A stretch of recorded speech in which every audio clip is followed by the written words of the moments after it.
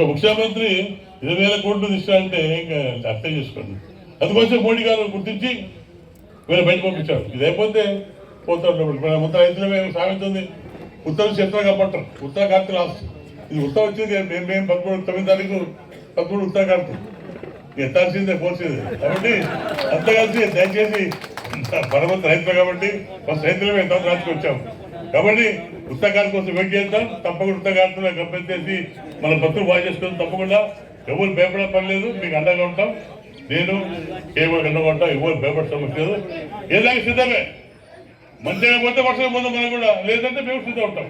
దాంట్లో భయపడే సమస్య మంచిగా కోరుకుంటాం. మేము దేగానే ఇప్పుడు వాళ్ళు మంచి కోరుకుంటాం.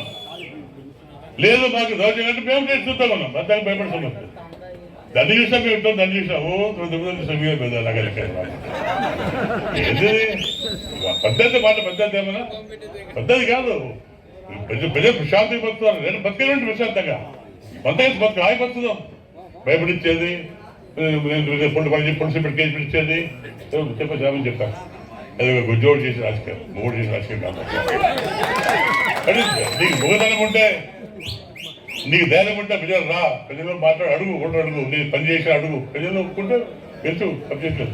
కానీ భరత మొత్తం గెలిచిన డబ్బు తక్కువ కూడా పని చేసుకుంటూ మీరు ఇచ్చిన ప్రేమకు మీరు స్వార్థ నమస్కారం